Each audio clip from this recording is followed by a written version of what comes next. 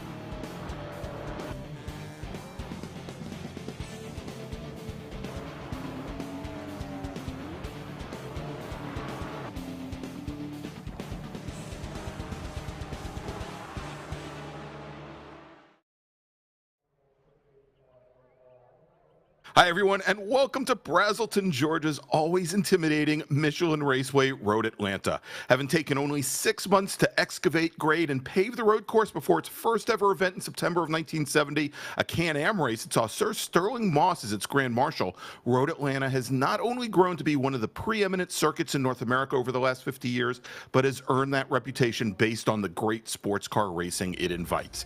And so, let that set the stage for tonight, the opening round of the Extreme Motorsports Ricmotech Sports Car Series presented by Performa Texas Elite Graphics here on Apex Racing TV. I'm Greg Ginsburg, and joining me in the announce booth is my longtime partner in crime, Larry Lefty McLeod. And of course, let's make sure to welcome the two Johns, Jonathan Grabowski and John Robertson, who are going to be giving you all the best views of the action of tonight's 60-minute GT4 and TCR battles. And so, welcome back, Larry. And, after a few weeks off for the holidays, it's time to just jump right into season number 4. Happy New Year 2023 brings with us brand new season of our Sports Car Series. Yes, this is going to be pretty exciting, as it seems to be. We started Road Atlanta quite often around these series, and that's, as you described, the track. It really is a great place to launch the first round of a new season, and I think it's great to be back. It's a track most folks are familiar with. It is a lot of fun, and it is just perfect for sports car racing, and that's what we've got: multi-class sports cars that'll be raced here tonight. I can tell you, it's going to be exciting racing because I'm looking at the practice times, and there's like 9 drivers within half a second of on their best lap times in the GT4 category, and there's, I think, 5 on the same second over in the TCRs. It's going to be some tight racing on both classes. I think it's going to be a lot of fun.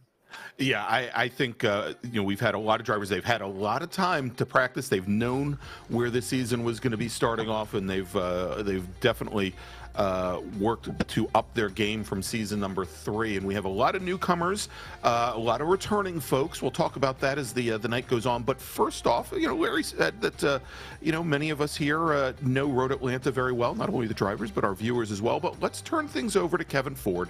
He's going to give us tonight's track guide of Michelin Raceway Road Atlanta. Welcome, everyone, to Road Atlanta, located here in Brazelton, Georgia, just outside of Atlanta. Beautiful day here for your track guide as we get ready to head around this 2.5-mile road course. 12 corners here as we head across the stripe and head down the front straightaway here. Very fast entry into turn one. This is a tricky one as you really have a blind entry here, trying to find that apex and get yourself set up to come up the hill here into a very treacherous turns 2 and 3. Back to the left and then right back to the right again, taking a little bit of curb here. We're going to head back to the left and head down into the famous S's here at Road Atlanta. Very fast section, got to be real careful through this area here. Want to place that car just right as when you enter up into turn 5 here, get back to throttle, use up every bit of that exit to get as much speed as we can heading down this next straightaway here towards turn 6. Want to get down to the apex here, little short shoot up to 7. This is a double right-hander. This will lead us out onto the big long backstretch here at Road Atlanta, and this is where you really want to get a good launch here. Maximize that speed down this straightaway. This is certainly one of the biggest overtaking opportunities here as we come around that slight left of turn 8. This will take us down to a slight right of turn 9. Not a real straight straightaway, if you will, but it is a long one and a very fast one. Here we go, down into a heavy brake zone of turns 10A and 10B. Back to the right for B, and then up the hill underneath the famous bridge here, and then we'll head back down this very fast drop-off that takes you down to the front straightaway here and across the stripe. There you go. There's your track guide for beautiful Road Atlanta. Thank you for being with us.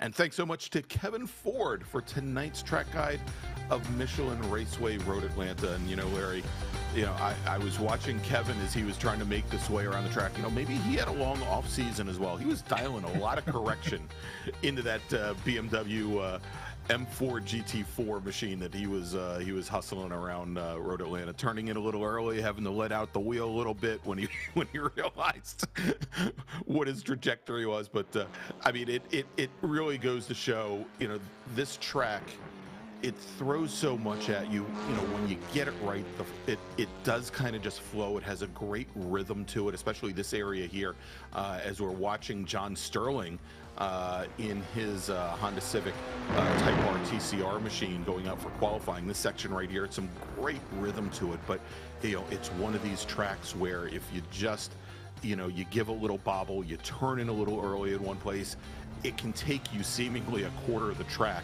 to get the car back underneath you. It's one of those places that, you know, when my own leagues or whatever that I'm racing in, it comes up, I go, well, I'm going to suck tonight because I can never qualify well. I can never get good lap times around this place. I don't know what it is, but when the green flag drops, it is spectacular to race because you can go side by side in a lot of places. As you talk about, a little mistake can cost you a ton of lap times, which means, you know, for somebody like me who maybe can't lay down super fast laps, when those guys make mistakes, maybe my average driving can help me catch up to them as long as I can limit my mistakes. And I think that's what brings the racing together here. You've got nice, super long back straightaway into that chicane, that famous chicane there at the bottom of the hill, which will be notoriously famous here for all the side-by-side action. And I think it allows folks to get back into a race where perhaps they had gotten themselves out earlier. So it kind of has this ebb and flow, which brings racing always together. And at the end of the day, I expect to see some pretty good side-by-sides throughout the night tonight. And as hard as this place is to drive, it's just spectacular to actually race. Yeah, it always gives incredible racing. And, you know, and one of the things, you know, Larry, is watching over the course of even a shorter race, like a 60-minute race that we have this evening,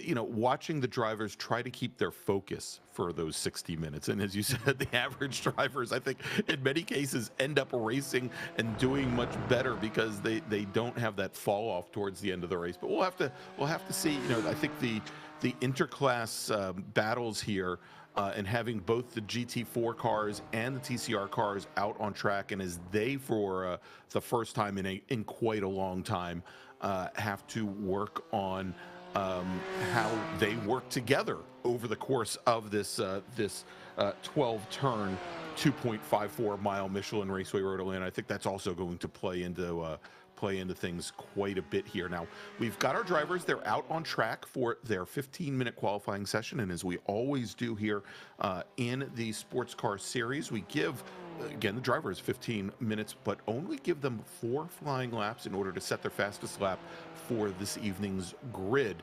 And they have the track to themselves, what we call lone qualifying here. So they're not going to be able to rely on the draft. They're going to have to do it all unassisted here. And we'll see, as we're watching right now, Travis Schwenke, driver of the number 16 Orion BMW M4 GT4 machine.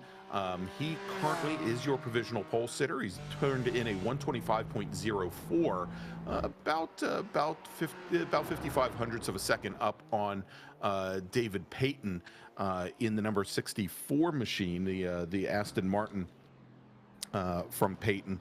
And we'll see how things play out. But much like we saw in practice, Larry, all these drivers seem very close together. Now, real quick, as these drivers are going out, let me let you know we do have 2 different GT4 classes once again this season. We've got our GT4 Pros and we've got our GT4 AM drivers. Right now, we're watching Tom Jenkins. He is our provisional pole sitter in GT4 AM, driving the number 68 machine. And the way you can tell the AM drivers from the Pro drivers, the AMs will have the green mirrors, they'll have the green number boards, green windshield banners, green end plates. If it's green, it's AM. The Pro drivers, much like our new provisional pole sitter, Mike Dam, in the number 93 Orion Racing BMW M4 GT4, they've got the red mirrors and red number boards. So you can see the red number 93 number board there, red windshield banners and red M plates on their wings. And then, of course, our TCR drivers, who are led currently by Brad Husty. And there's Brad drive. Well, we're actually seeing, you know what, we're going to have to make some changes here because I'm showing Brad is leading TCR, and I knew he switched over to GT4 this season.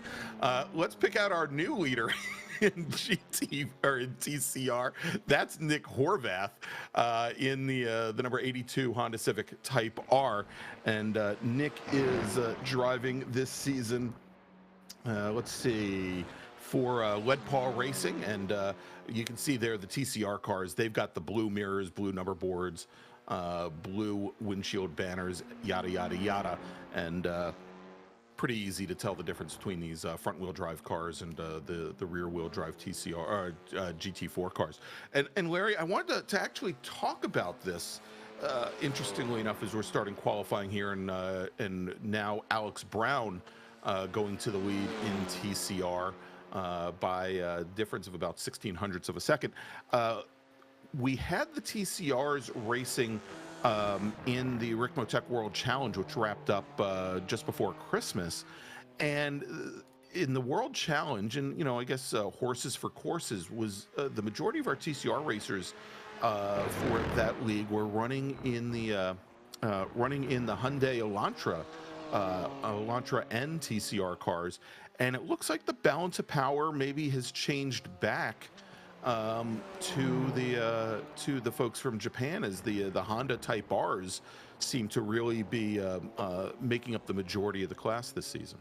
Yeah, I think as we started the last season there in the World Challenge, there was a lot of folks that were picking up the Hyundai and running with it, but there was a competitor or two that ran the Honda very successfully in that last season. And I think maybe this time they all went, well, wait a second, maybe we all should have been in the Honda last year. Let's jump in the Honda this season. Now, brand new season of iRacing, of course. I don't know if there's any adjustments that have been made to our TCR fleets, balance performance and whatnot, but it is interesting to see everyone jump back on board with the Honda, and not really a whole lot of the Kia Hyundais to be run yet this season, but you know, who knows? Let's see. You know, it's still going to be great racing. These cars, and these guys always tend to have some great side-by-side racing for a very long time. But I'm also interested, as we start this new season, is those drivers that ran TCR in the last sports car series that have jumped into GT4s. Yeah. You mentioned a couple of them there, just as you were starting out. I think.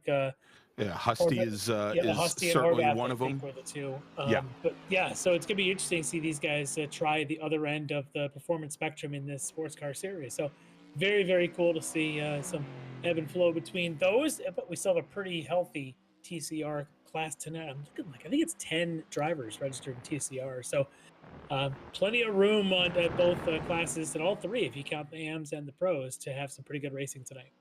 All right, and so we're just about halfway through the 15-minute qualifying session.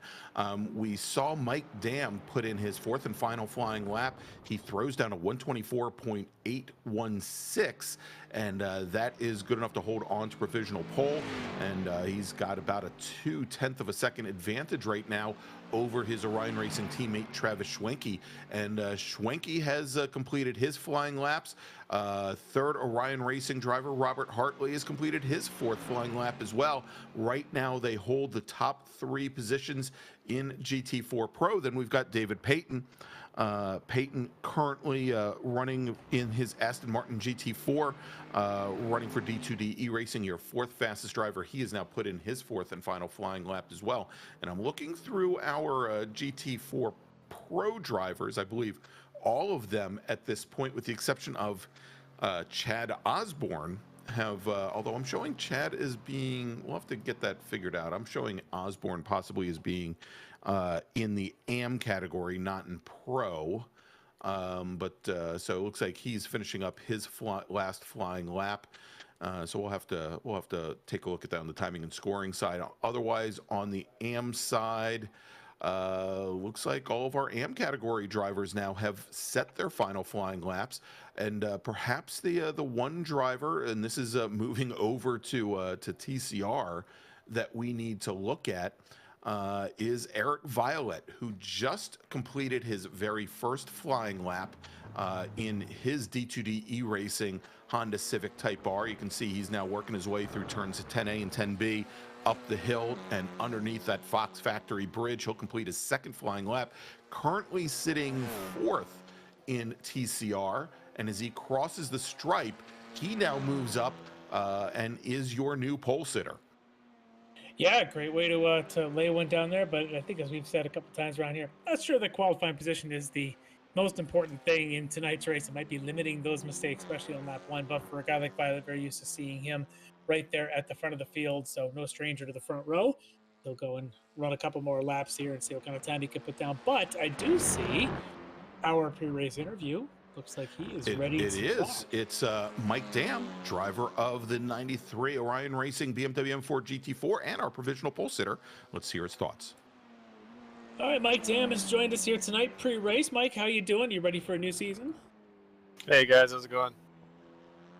Yeah, it's a fresh start, ready to go. It's been a few months since I've been in this car, so I'm looking forward to it. So I'm hearing you might be one of the admins for this season. Is that right? I have not heard anything about that, so I have no idea what you're talking about. Congratulations, Kevin Ford has just drafted you, and we've told you. Awesome. Sick. You and Kevin can have that out later on. But I do note a couple things here. Is you've been the bridesmaid a couple of times in this series in the last few seasons. How is your preparation for tonight as the opening round, or for this season in general? Has it changed at all as you're shooting for the top spot? I think I just want to, focus on consistency. Looks like we qualified pretty strong here, so yeah, just keep it clean. Focus on that mostly, consistent finishes, and hopefully, a season, comes to maybe a championship comes to fruition. But honestly, it's been quite a long time since I think I won overall. So. Yeah, well, I looking at the parity that we've got, we saw it, of course, in the last season and some of these other series that we've been running. I mean, you got to look around and say, trying to win this thing isn't going to be easy because of the drivers as well as the variety of cars everyone has. What are you seeing so far in the early practice sessions as we go into this opening round? What do you think the competition is going to be like? It's looking pretty tight so far. It's hard to tell. Obviously, it's going to be different from race to race, track to track. It's usually pretty tight with these GT4s. So, again, just kind of want to race my race, keep it clean and see where it gets me this season. Yeah, well, you've got a couple of tough teammates too that'll be dicing out. Any team orders, any discussions amongst the team here as we get into this opening round? As far as I know, no. It's usually pretty friendly competition, so I don't think it'll be like a Corvette racing situation where they're taking each other out. So. Well, let's hope not. Hopefully, it is a good, clean competition. But I'm sure you guys always want to make sure one of you guys comes away with victories each week. But if it comes down to the three of them, I'm guessing it's going to be a bit of elbows out on the last few laps to try and hold those positions down. Absolutely. Yeah. So, did you guys work on your setups again together? Is that the Orion strategy? Is to share a setup and be ready for tonight? Yeah, for sure. Yeah, we kind of go through it together, get something that works. Sometimes we don't always run the same thing as each other, but just a general consensus. I think a lot of the setups from last year kind of work too. So, and the other question I was going to ask, though, you guys, it seems sometimes you guys will coordinate pit stops or just coincidentally stop together for your one stop. Do you guys ever talk about that in advance amongst the team, or is it kind of up to each individual to decide when they're going to come in? Sometimes, honestly, I'm kind of at fault to sometimes just taking a sneaky little pit stop there, just without telling anybody. But usually you can't get away with it. Usually everybody pits the next lap. So. Yeah, well, it'll be a very interesting night tonight. I can't wait to get started. I'm sure you can't either. I'll let you get off to the grid. But, Mike, tonight, good luck, and maybe with any luck here, we'll be able to talk to you in about an hour. Absolutely. Thanks, guys. All right, there you go. Mike Dam, driver of the number 93 Orion Racing BMW M4 GT4. It's a long off season, Greg. Yeah, apparently. And I've forgotten how to speak. Yeah, absolutely. God, what are we going to do with me? All right, so qualifying has now wrapped up. Mike brought us right up to that 15-minute mark as the checkered flag came out, and we now have our starting order. Larry, let's take a look at the GT4 cars. Then we'll jump over to TCR, your provisional, or not, no longer your provisional pole sitter, but your pole sitter from Orion Racing with a qualifying time of 1:24.816. We just talked to him. It's Mike Dam. His teammate Travis Schwenke will start on the outside of row number 1, and then we'll have that third Orion Racing driver, Robert Hartley, driving the number 3 machine. He will start, appropriately enough, in third. David Payton from D2D eRacing is going to start fourth. Then we've got his teammate Chris Thorman. He's going to start on the inside of row number 3. Then we've got Brennan Horan, who seems to have lost the first name. Brennan will start on the outside of row number 3 and 6th. He's also with D2D eRacing. Steve Daniel, he's going to start 7th this evening. And a good move here is watching Steve Daniel now move up into GT4 Pro from the AM categories from SKKJ Racing. And then Jeff Jacobs also moving. Actually, Jeff's been running in Pro for quite some time. For StreetSurvival.org, he's going to start in 8th. All right, to the AM category on pole tonight. We'll see if he can make it to turn 5. It's Bobby Child, D2D Bobby's Racing. corner. Hey, Bobby's corner. His outside from Midfield Motorsports, Tom Jenkins. On the next row there in AM, it's going to be on the inside. Moving over from TCRs here to GT4s is Brad Husty from Husty Racing. He'll be alongside Chad Osborne. It says he's from the United States. It's a big team. On the next row on the inside from 046 Racing, John Casey. He'll be lined up alongside Flying Tortoise Motorsports, Russ Ruddock. And then the last of the GT4 cars, we've got Robert Briss from RFC Racing. And then we've got our TCRs. And on pole tonight in the TCR category is going to be Eric Violet. We saw him lay that lap down. There it is on pole for D2D. And a little jumble here on the look. I believe he's going to be alongside his teammate, Brett Whitworth, in the D2D Racing car there as well. Next row on the inside is going to be Alex Brown, Team Collusion, alongside Nick Horvath from Leadfoot Racing. On the next row, you're going to have Scott Brooks from Canada. So we got one driver from the Canada team, one from the U.S. team. And Scott Brooks will be lined up alongside another Leadpaw driver, Marlon Jones. On the next row, you've got David Payne from Florida. not too far from Road Atlanta. On the he'll be lined up alongside John Sterling from probably near Atlanta, the Mid-South. Next row is going to be on that inside. We've got Mr. Hawkins there on the 24th spot, GT Hawkins. And then I think there's one more name still listing. I think alongside it, there it is from Pilot Racing, Lino Carreras. Last but not least, as they make their way around for the pace lap. There we go. All right, so that is your field. We've got 25 drivers who I believe have taken to the track, and we've got them out at the moment right now. So let's take a look as our drivers are making their way, as we can see now, down the back straight over down towards turn 10A and 10B. God, I am having trouble talking tonight, Larry. But you know, it was interesting. I was talking to Eric Violet a little bit earlier, and he's done a great job in starting to really build up the TCR group here, and he mentioned that you know, that probably the one big passing area for TCR is going to be down this long straight. And while you would hope that they'd get the passing done before they got to 10A and 10B, he said look forward to a lot of side-by-side racing from the TCR cars in that chicane there, as we've got our GT cars sitting back behind the pace car right now as they come through 10A and 10B up the hill towards the Fox Factory Bridge, and as they drop down, the pace car takes to the pit lane, and we've got now a green flag in the air with our GT4 cars, Mike Dam and his teammate Travis Schwenke to the outside, drivers left. And so far, 2 rows, nobody able to make a move here, but now Mike Dam cuts across his teammate and gets the preferred entry into turn number 1. Schwenke running in second, Robert Hartley running in third. Then we've got Brendan Horn in fourth in the number 45 machine, as our TCR cars have just now gotten the green flag. You can see them on the right-hand side of your screen as they come past the start-finish line.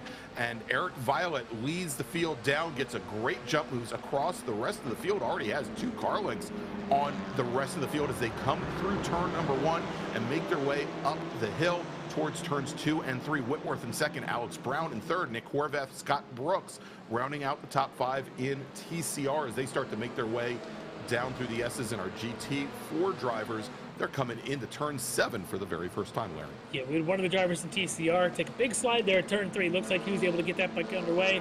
It did also, speaking of TCR's, Alex Brown tried to make a move there up the inside of Whitworth, wasn't able to make that stick, so he's going to remain in third. And so far, it is just a train as we make our way down the back straight, down towards the chicane, and all 3 Orions are just 1, 2, and 3 with a little bit of a gap now to Peyton in fourth.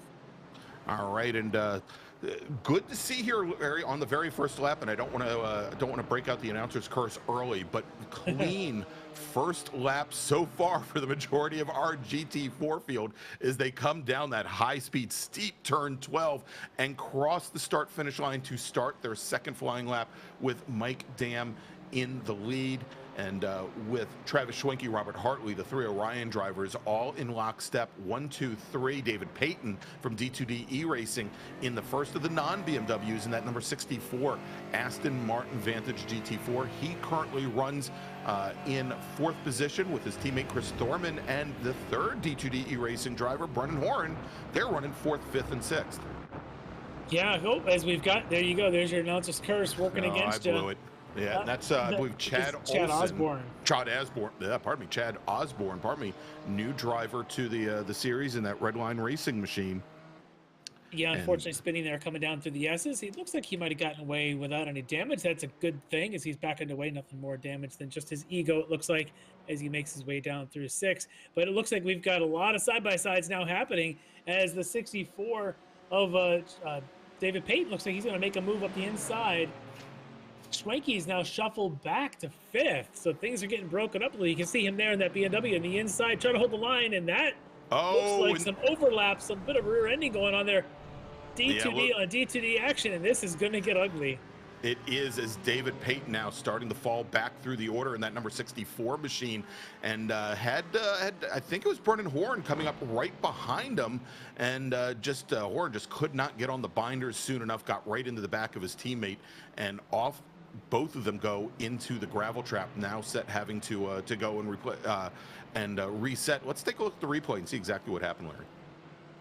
Yeah, let's see. It looked like they had been coming down. You can see on board here. I believe this is on board with Brennan Horn right behind him, and you can see just late to the brakes, a little bit of punting going on. Both go to the gravel trap. Looks like Thorman was able to go on by, but I now see he's in the pits. And this actually was Chris Thorman, not Brennan Horn. It was not Thorman. Brennan Horn. Thorman, sorry. Yeah, and so he was the one. Looks like he took the brunt of the damage, and he's now on the tow in the pits. So unfortunate for him, he looks like he's out and down early. As Bobby Childs now still leading in the AM category, he's got himself up into fifth. Although I'm thinking Brennan Horn looks like he's got AM category livery on that car as well. So I'm not sure if it's Brennan Horn now in the lead. You can see the green windshield banner as you described. He does look like he's in the lead right there behind Travis Schwenke, ahead of 2 spots ahead of his teammate Bobby Childs. You'd think all the time they had over Christmas when they were in the garage, they'd lay out the different vinyl, but not so much. All right, well we'll try and get a handle on with whether Brennan is running in pro or whether he is running in AM. I think he's running in AM though, Larry. Here we'll have to. Well, I think he is AM. Yes, yeah, according to the charts and data that we've got, which puts him as the leader in AM. Yeah. 2 spots ahead of his teammate Bobby Childs.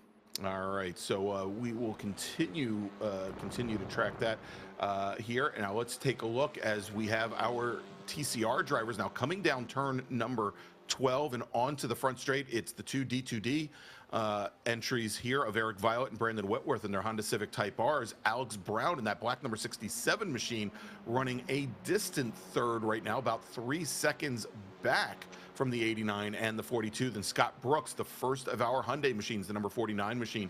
He is currently running in 4th. He's another 4 seconds off of the back of Alex Brown, currently sitting in 4th. As our TCR field starting to stretch out just a little bit. It's about another 2.5 seconds from Horvath, then back to Sterling, Jones, Hawkins, Lino Cabreras, and David Payne, who are all still fairly tightly bunched, but you can see here already Violet and Whitworth picking up where they left off for the majority of season number 3 in the sports car series, leading the way in TCR. Yeah, that could be a fun battle there amongst those teammates for the rest of the night. We'll see if anybody else can make a run at them like Alex Brown or Scott Brooks, but otherwise Brown and Brooks may have their own little battle there going on, as well as Nick Horvath looks like he's going to be chasing Scott Brooks in there as well. So, but this little train starting here with what looks like, I believe that's Steve Daniel in that BMW. Got quite the train going on behind him. Bobby Childs, Jeff Jacobs, David Payton, all chasing down that lead of the pack. Steve Daniel. Bobby's going to step out to the left and try to make a bit of a move. They are different classes. Daniel bumped up to the pro category this season, having 1 AM category. Bobby now caught on the outside, side by side as they go through 7. Bobby's going to try and get the late apex and get the run. Jeff Jacobs maybe he's going to have to push him along a little bit. Nope, the 2 Mercedes don't touch. But look at this, staying side by side. You've got the Mercedes on the left of Bobby and on the right Steve Daniel in the BMW. Yeah, and that's opening up a big hole in the air there for the folks right behind, for Jacobs, for Peyton trying to make that recovery drive in the 64 machine, as they're almost 4 wide coming down the hill towards turn A and 10B, and you can see they now drop in 2 by 2. And locked in now right behind Steve Daniel is Jeff Jacobs. What a surprise that he's driving a Mercedes there, the streetsurvival.org number 38 machine, as they come out of turn 12 and into the front straight. Great little battle that we have there between a mix of AM and pro category drivers for 5th overall. Yeah, it sure is. And Bobby was finally able to make that by, but that took almost an entire lap for him to make that pass there at the second part of turn 10 to be able to get past Steve Daniel. Now we'll see if he can actually get in kind of a breakaway, or if Steve's able to right the ship and stay in the draft of Bobby out in front of him. But meanwhile, he's going to have a very hungry Jeff Jacobs behind him trying to get on by. But even Jeff's under pressure as well, because he's got what I believe is David Payton right behind him. So just when you think you've got yourself a little bit of breathing room, that breathing room goes away fast. Goes and now you out got very fast, yeah.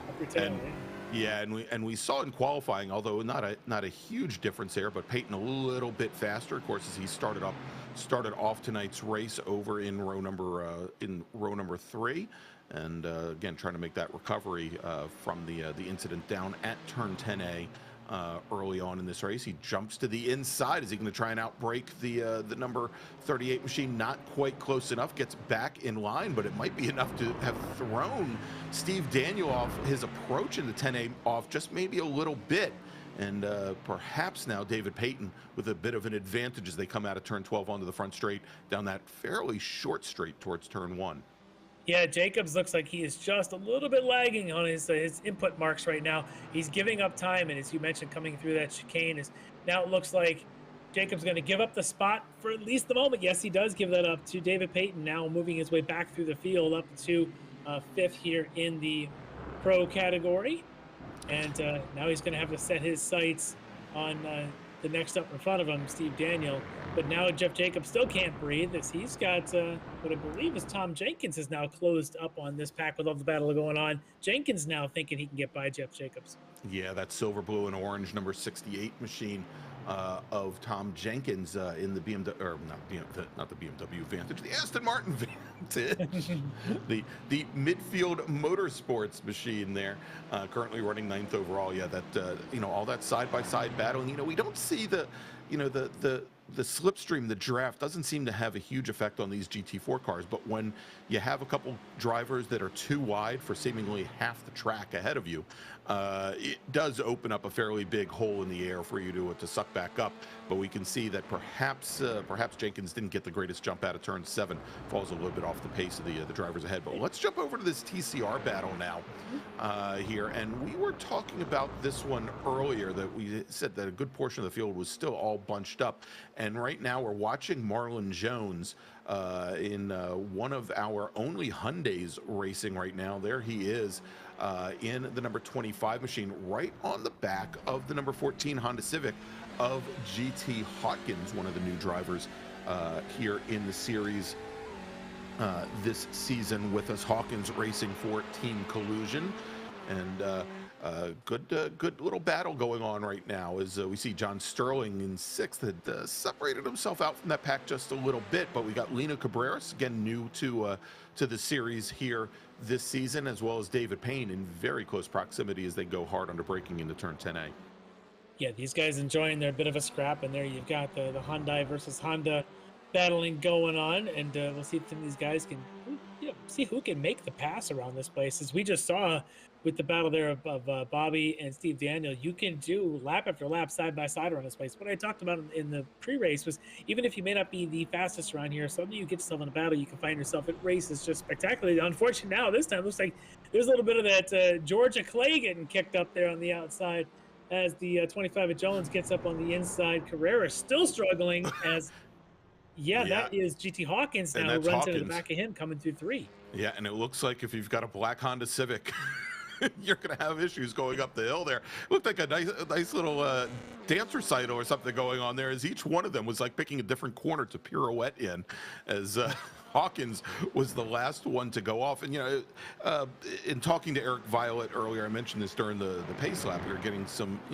information from him, and he said that probably one of the most difficult corners for these TCR cars is actually turn 1. And it's one of those corners where that you're full throttle down the front straight. You do have to get out of the throttle, and it's a slight little braking moment, but you need to get that car rotated for turn 1. And what ends up happening is as you get out of the throttle and the weight transfers back, you end up losing a lot of that aerodynamic downforce that you had on the nose of the car, and the car has a tendency to push through turn 1. And I think we just saw it right there, as I think it was who was it? It was I think it was David Payne who lost the front end of the car going up the hill. But let's jump back to this battle that continues on here, Larry, in GT4s. We've got Steve Daniel and David Payton. Daniel to the inside, protecting going into 10A. With Payton to the inside, and look at this coming up right behind Jeff Jacobs in that orange Mercedes AMG GT4, just with nowhere to go.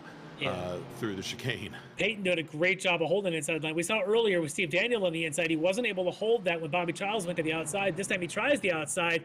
Not only does he lose that spot, now he loses one to Jeff Jacobs, who's able to use the momentum of getting a clean line through to take that all the way down the front straight. Now he leapfrogs past Steve Daniel, but he's slow through 3, takes out the cones. Probably going to get a course cut. There's Daniel, definitely getting a course cut, taking the chicane to exit his way out of there without the contact. But boy, a little bit crazy through there, as it's going to put some separation now with Peyton now pulling ahead of all of them. Jacobs and Jenkins staying together, but Steve Daniel now just a couple seconds back. You can see him there in the background.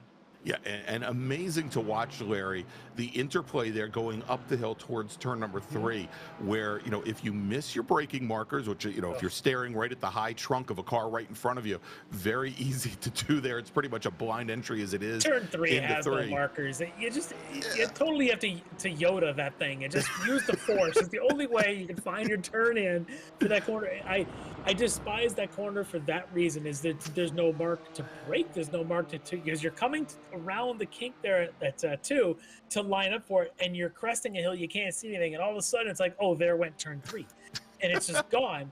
So I completely sympathize there with Jeff Jacobs. I get it. I've done that 1,000 times. I'll do it 1,000 more. It is one of the most difficult so when you say he was Yoda-ing it over at turn 3, was that like a Luke Skywalker thing, and he ended up off in the I say he was trying to Yoda, crash landed the X-Wing fighter there. Yeah, he was not exactly using the full powers of the Force, dark side or light side. But take a look at this. As there's contact now trying to get a lap traffic. That's your leader, Hartley, with Mike Dam, and now Schwenke closes the gap.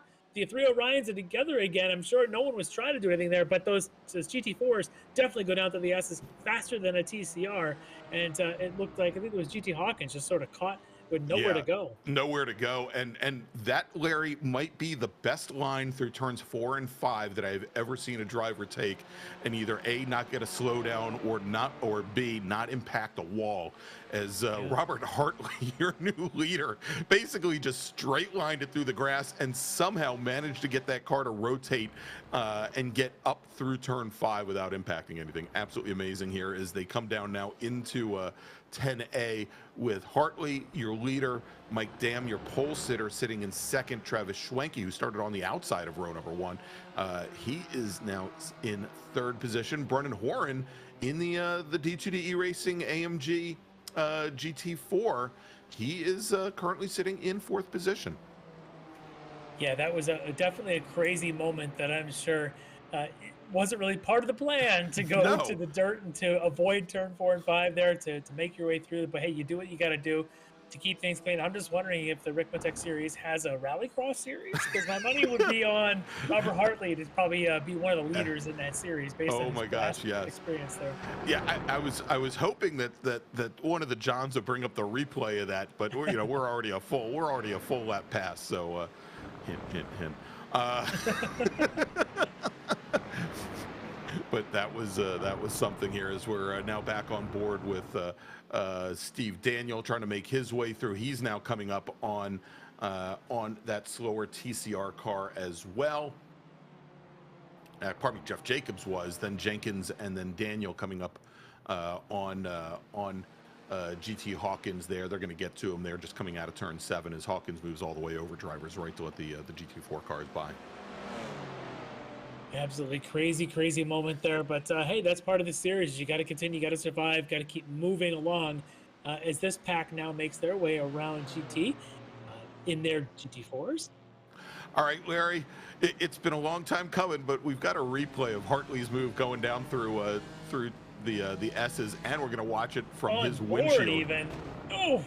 And watch this as he goes all the way to the grass and somehow manages to get got the car turned in, even got to the apex curbing. That was just amazing. That's the cleanest line through 5 I've seen tonight. I think I like that new line. I'm going to try that next time. Just skip turn 4, skip the last S of the S's, and just go to the grass, turn in, step on the gas, and you're on 5. Hey, if Hartley can do it, so can I, right? That's right. Anybody can do it, yeah. If a guy with a 10,000 iRating can do it, how come I can't? All right, as we're watching now, and speaking of Robert Hartley now, sitting in 3rd position, he is now opened up in the last lap and a half, Larry, look at this. He's now opened up almost a 6-car length advantage on Mike Dam, Travis Schwenke, Brennan Horan, and you can see, I think that might be Bobby Childs. That's Bobby Childs. I think making up some ground as well, getting into that little battle. But Robert Hartley now has opened up a pretty good size advantage on the rest of the field. But we'll see if as they now come up on the back of some more TCR traffic here, whether or not that's going to compress things back down a little bit. Yeah, he's definitely shown to have a lot of good experience to be able to make his way through traffic cleanly. You can see him doing it again here as he gets around the 87 of John Sterling and makes his way through turn 1.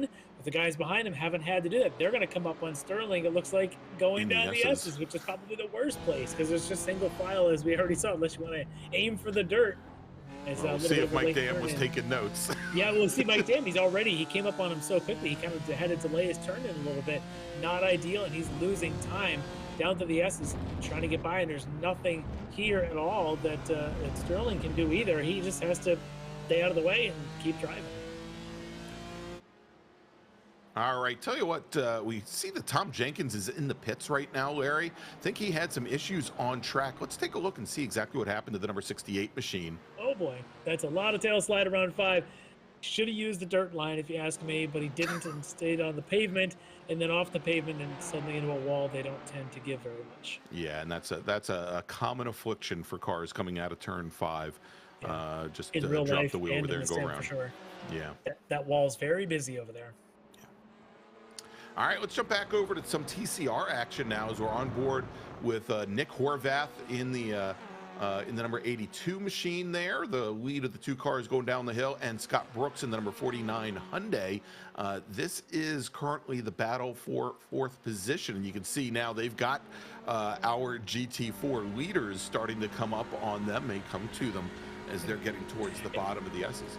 Just watching this, we're on board here with Brooks, watching Horvath kick the car through 1. You were talking earlier about Eric Violet's notes and saying that the fast line for these makes it turn 1 kind of difficult, and you could see it there as the back end just kicked and then had to replant. That was a great way to see it from a trailing car. And look at having struggles in 5 is it looks like a Horvath struggles, and Brooks now ducks to the inside.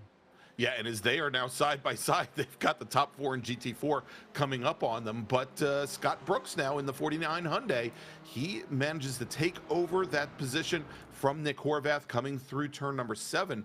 So move Brooks now up into 4th position. This will be interesting now with our race leader Hartley coming up behind them both. Hartley's able to use the double draft to get on by. He wants to be out of their way, but then you can see the train of Schwenke, Horan, and Dam. I think that is the 3 of them coming up behind. Yeah, that's who that is. They're going to be catching that battle of TCRs right in front of them, right in the middle of 10's chicane. Just wait for it, and just watching Hartley just draw away in the distance. Nothing these guys can do until they get to the front straight. Yeah, especially as the 2 TCR drivers were side by side going into 10A.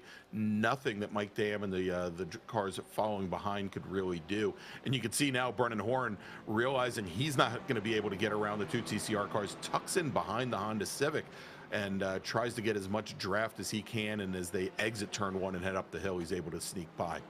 Yeah, but it looks like Brooks stayed in between Mike Dam and Travis Schwenke. So again, nowhere to go, even with getting maybe a bit of a rundown through the front straightaway, not enough to get a whole pack of cars on by. They're going to have to wait till they get here past 5 to now do the rest of the train on by. There you can see Mike Dam, Travis Schwenke, Brennan Horan, all 3 trying to get on by before they get down to 6. Or maybe didn't quite get all the way. Hopefully he is by now as he makes it to 7. Yeah, now as we can see, he comes all the way over to the apex at 7. He does manage to get by, but I think the cornering speed out of turn 5 as they come up that little rise and then start to drop back down to turn 6, Larry, for the TT4 drivers, it might be a little it may not play out the way they think it would, because it always appears as they come out of turn 5 that they have a lot of additional speed over the TCR cars. But you find that as the TCR cars start to ramp finally back up and those front wheels get some grip, they have very similar entrance speeds over to turn 6, and so it's very hard on that short chute to kind of sneak by, and you many times have to wait until you get to turn 7. and get them on the back straight. As we take a look now, as continuing to be past here, Sterling now is in between the D2D teammates of Bobby Childs and David Payton. Of course, not the same class, but Childs currently second in the AM category. Payton trying to make his way back through the field after the early incident. He's fourth in the pro category, sixth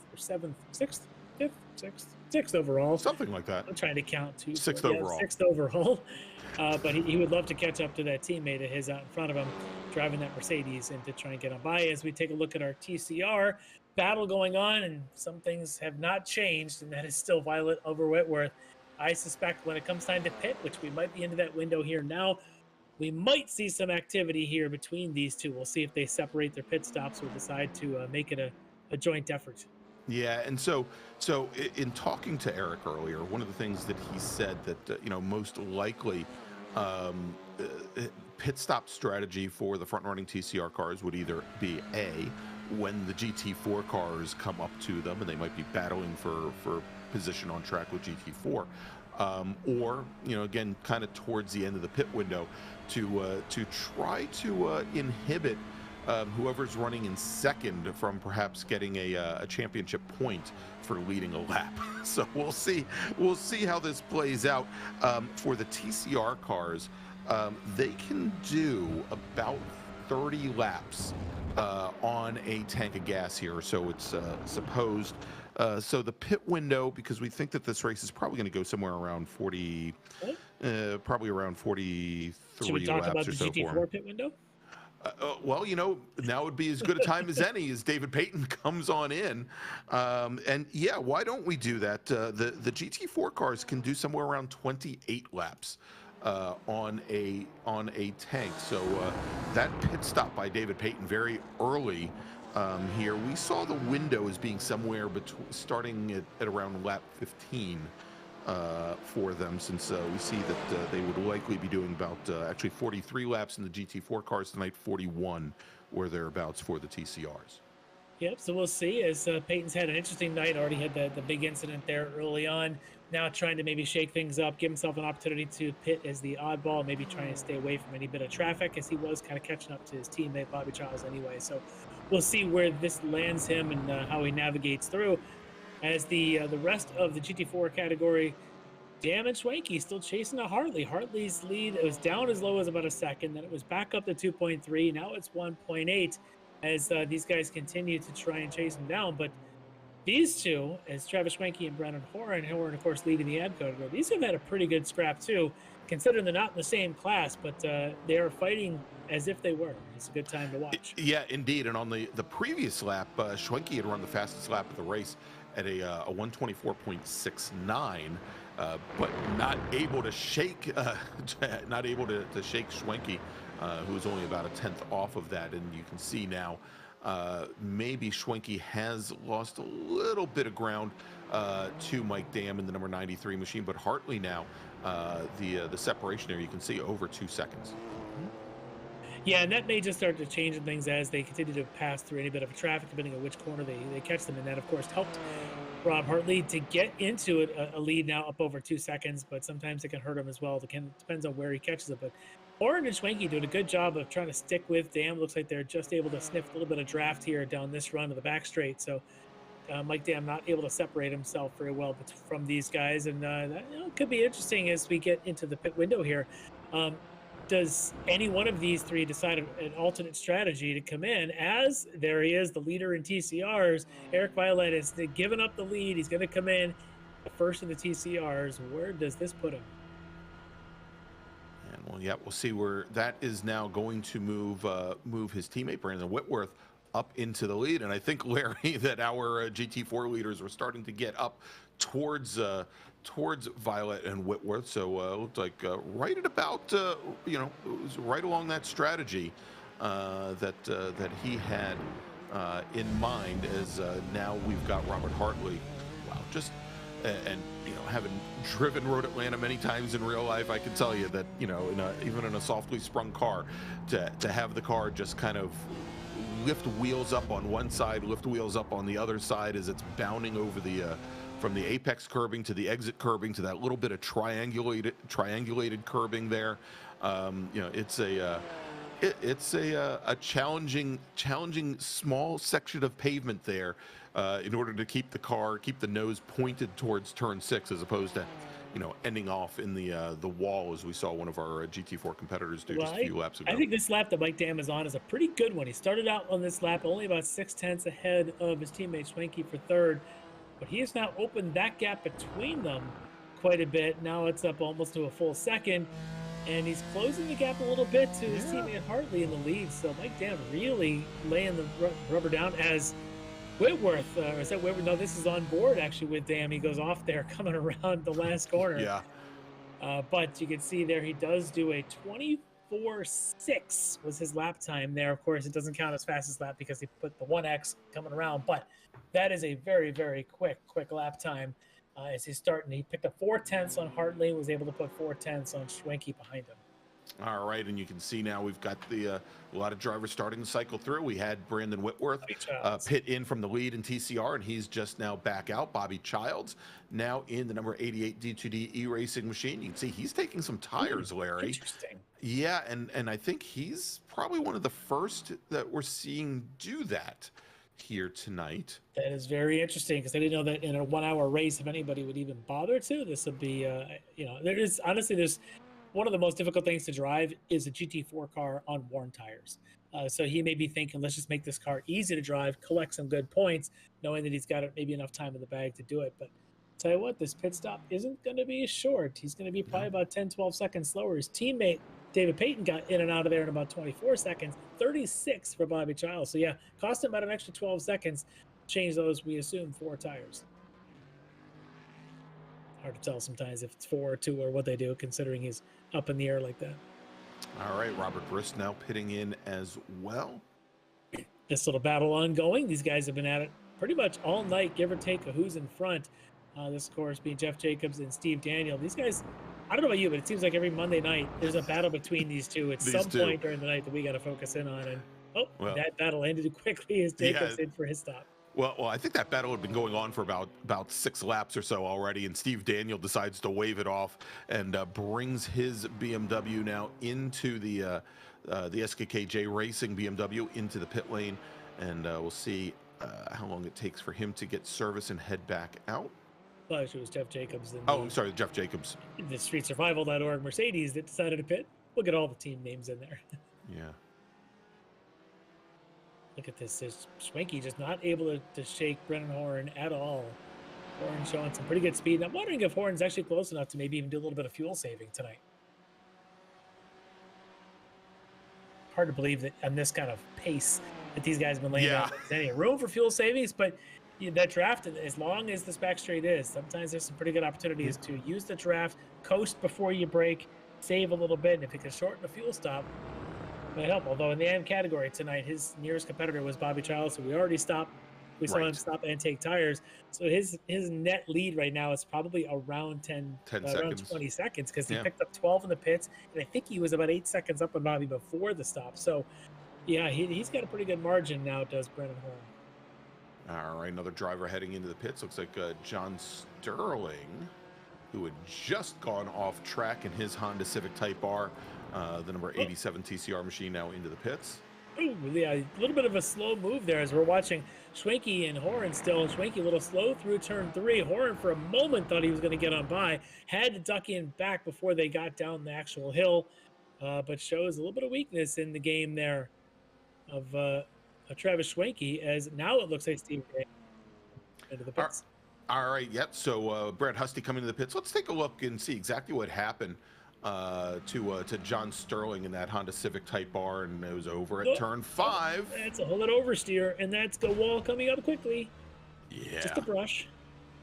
You got that section of gravel where the curbing is on either side of it, and the car, you saw just the front end at that point. My spotter now would be telling me that my alignment has been put out because his steering wheel is no longer tracking straight down the straightaway between turns 5 and 6. So Unfortunately, that's probably what has him in the pits now for the last couple of minutes. As this battle between Schwenke and Horn is going to extend into pit stops, now we'll get a chance to see, did Brennan Horn do any fuel saving during this first stint?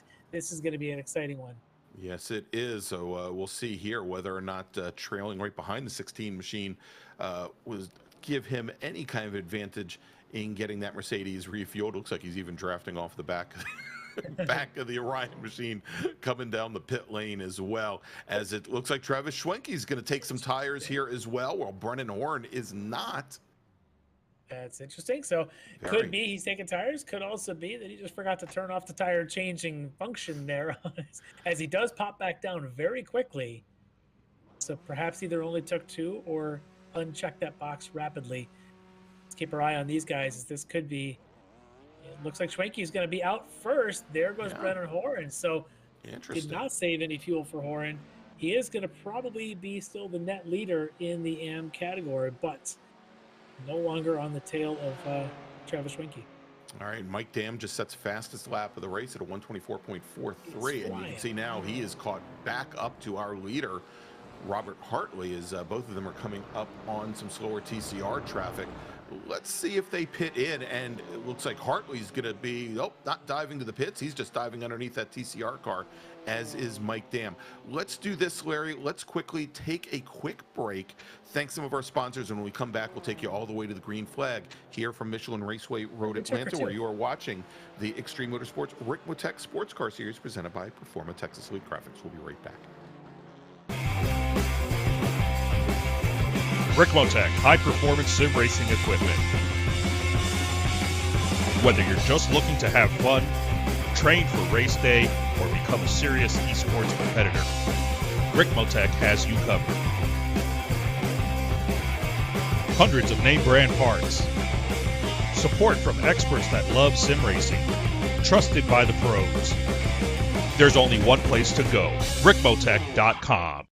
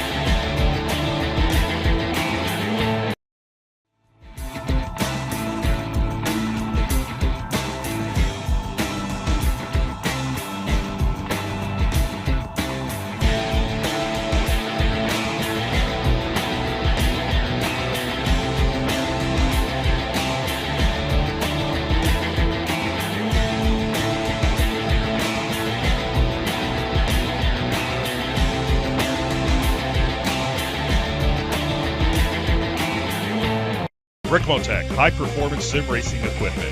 There's only one place to go, Ricmotech.com.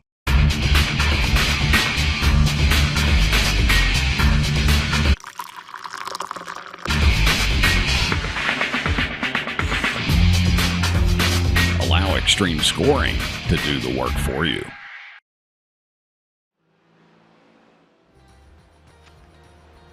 And we're back here at Michelin Raceway Road, Atlanta for round number 1 of the Extreme Motorsports Ricmotech Sports Cars Series presented by Performa Texas Elite Graphics. I'm Greg Ginsburg, along with Larry Lefty McLeod.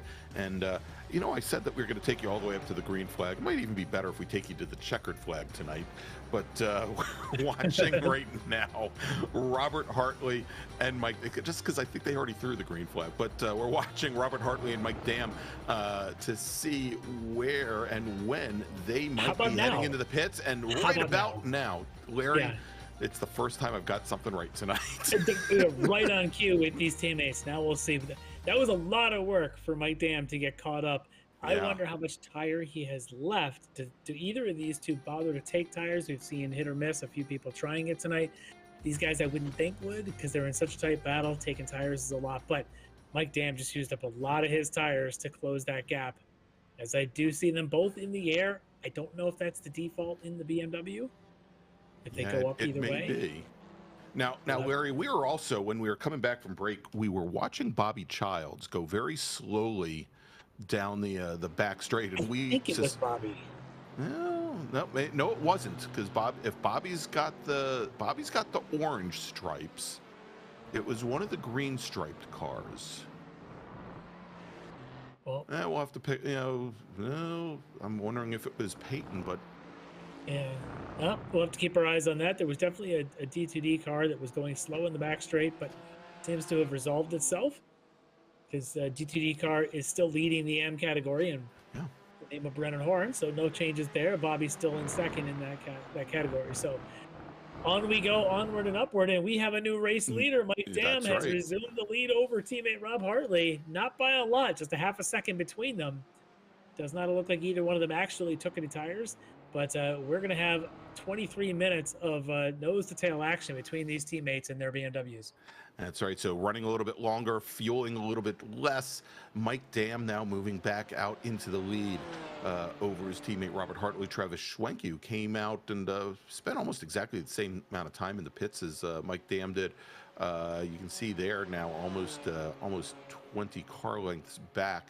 But once again, a Orion Racing top 3 with Brennan Horn in the number 45 machine running in 4th. Schwenke is about as far off of the lead. A little bit of a bobble there for Mike Dam, I think, coming out of the chicane. And yeah, that's going to cost him a position as Hartley ducks to the inside now as they come down the hill. But for Schwenke, he had been about 3 seconds or so off of Hartley's lead before the whole pit stop exchange started. And a big mover here has been Mike Dam. He just was closing the gap so quickly in the last couple laps up to the pit stops to be able to come away with that. Really wasn't a big surprise, but he's given up the lead now. It's a little bit of a bobble in the chicane. It's given the lead back to Hartley between these Orion teammates. And I tell you, this is going to be a lot of fun to watch in the next couple laps.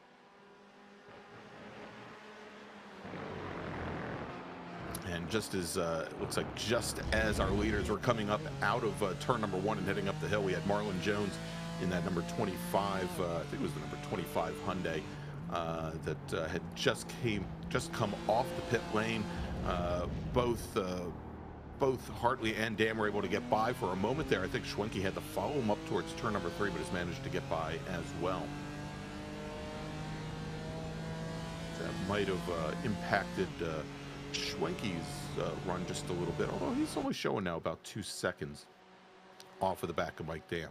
Yeah, I think that closed up a little bit when Dam had his little bit of a bobble the last time through turn 10. Was able to give Schwenke a little bit of a close up. But, this is definitely not over for Schwenke. He knows if he can run a couple of good laps and get a couple of really clean exits like this one coming out of 10, perhaps he can close up the gap and maybe get, especially if these two in the front do any kind of battle. We could easily have a 3-way round here for the finish when it's all said and done. Look at the speed he carries up the hill. Such a tough corner, turn 1, but I look at this, you can see it crest the hill, round the kink, round turn 3, use all the curb. It's so hard to get that right. I get it right about once a millennia. Which is, I think, par for the course, Larry, because, even if it's just, and there you go, Nick Horvath in the number 82 Honda Civic Type R, pitting in from, I believe, 3rd position in TCR. And he's followed in by Scott Brooks in the Hyundai as well. But the challenge that you always have there, Larry, is that mound of curbing right at the apex of turn 3. If you hit it right, the car bounces over a couple feet to driver's left, and it plants itself right at the edging of the exit curbing, which has a rise to it. Over on driver's left. Or if you hit it wrong, you end up with your left wheels sitting over top of that curbing, and then you're fighting halfway down the S's just to get all 4 wheels back on the pavement. I mean, it's such a challenging section of track. Assuming you ever do get it back on the pavement and you don't do the 3rd option, which is hook the car to the right and hit the wall. Yeah. Which again, I've done all these. If you here to explain all the ways you can screw up turn 3 at Road Atlanta, I've done them all. And it's amazing to watch guys like Hartley and Dam and Schwenke do this lap after lap. Right, you just watch them perfectly crest that little bit of 2-wheel action. The cars just plop right back down and on they go like nothing. Really no drama to it. It's pretty amazing to watch these cars and see how well they stick over the extremely difficult corner.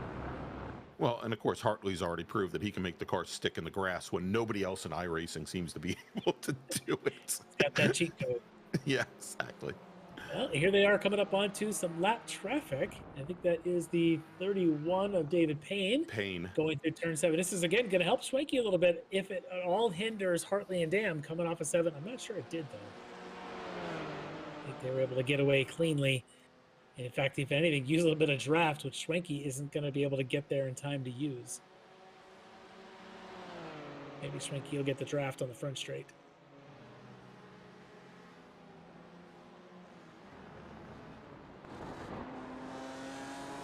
Doing a little bit of a wiggle from Dam as he comes through turn 10B. I tell you, that turn 10 complex, another one's so difficult. You break, and what you learn about iRacing at least is you can cut the heck out of that first apex at turn 10. Just drive completely over it. There isn't a 1X until you go extremely far, and then you might have yourself a slowdown. But you got to use a whole lot of curve there, because if you don't, then you got to pinch the exit of the second part of it. And like damn, make it interesting for the TCR car coming up the hill towards 3 as well. Yeah. And I don't think that was Alex Brown in the 67 machine, but well, we'll see now as they come down the hill. That's Carreras there. Yeah, Lino Carreras in the number 7 machine. And now almost got sideswiped. Yeah, Payne's the other one here in the white Honda Civic, trying to get out of the way of Schwenke. Schwenke just lost about a second and a half. Remember, he was 2.5 seconds behind Hartley and Dam 1 lap ago when they were all coming to turn 7. He's now 4 seconds back. You catch the TCR car at the wrong time, and nothing that Payne can do except drive through it. Yeah. Payne sitting in 6th in TCR. But still, Carreras, and now you love to see, door-to-door racing where cars are mere millimeters apart. But there was maybe a millimeter or so separating Lino Carreras from that Orion Racing machine, and I got to hand it to Carreras. He didn't flinch. He could have very easily there put the 2 wheels off in the grass, which probably would have made things very difficult for both of them. As we're back on board right now with Brennan Horan. And Brennan there, currently your leader in the AM category, running 4th overall in the D2D E-Racing Mercedes AMG GT4. And he's got a really good advantage right now over Bobby Childs, running in 2nd here, as I think there is about almost 20 seconds separating those 2 drivers right now. Yeah, Brennan unfortunately lost his running partner there, Schwenke, with the whole pit stop exchange, but he's having a pretty good race otherwise, leading the AM category over his teammate by about 21 seconds. So having a pretty good run here. But these guys, I tell you, Mike Dam, looking for that opportunity. There's one thing about this track is if you don't get the great run like here off of turn 7 and get some draft, it's a difficult track to pass when you're up against someone with an equal pace. You have to get this run off of 7 and make the pass at 10. If you don't, you're going to the 2.5 miles around to try it again. It's all you could do. It's a great racetrack side by side, but here it is. This is the good run for Dam. Gets a bit of a draft. Can he make it stick down the inside? Hartley, is he going to let him go? Hartley does. Dam, now your new leader. Yeah, of course, the back straight here, though, I think the only one really long enough to make good use of the draft, Larry. The front straight, very, very short.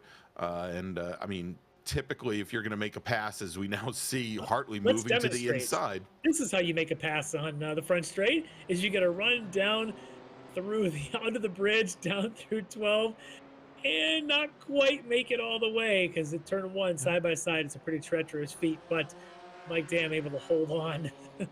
Yeah, I mean, you typically you'll see a swapping of positions from 10A back at turn 1 or so, simply because the driver who takes the lead over at 10A and 10B is usually gone and impacted, and his exit speed going up the hill and underneath the bridge, which sets up that trailing driver once again. But we saw there as Hartley had moved down to the inside and really compromised his exit through turn 1, just couldn't carry enough speed up the hill, as those outside tires were really just looking for grip. Yeah, let's see. Now Hartley can turn the tables and do it again. Flip the script here on Mike Dam. Get the draft, get the run. Looks like Dam maybe trying to protect the left side, maybe. Let's see how they come down the hill towards 10A. Hartley going to play conservative, stay in behind this time. even staying off the curbs under the braking point and turn-in point for Hartley, or sorry, for Hartley. Yeah, he's trying to really be conservative there, knowing this wasn't going to be the lap. Let's just hold on to it and see. And again, I think it comes down to if you get a great run off of 7, then you go. If you don't get a great run, you stay in line. Problem is, with 12 minutes to go, you only have so many of those chances to go. Turning around here about a minute and a half, you probably got yourself about 8 more tries to see if you can do it and hold on to it. Exactly. So with 12 minutes remaining here tonight from Michelin Raceway Road Atlanta, in TCR, Eric Violet is your leader. He's got a 1-second advantage now, probably the biggest lead he's had all night on his teammate Brandon Whitworth. There you can see there about 5 car lengths as they are coming up on some slower traffic in the class. In GT4 AM, Brennan Horn is your leader with Bobby Childs running in second and Brad Husty in I think a very successful opening round for Brad Husty so far here, Larry, as he's made the move from TCR over to GT4. He currently runs third in AM, and then in Pro, of course, the race we've been watching, Mike Dam, Robert Hartley, Travis Schwenke, your top 3.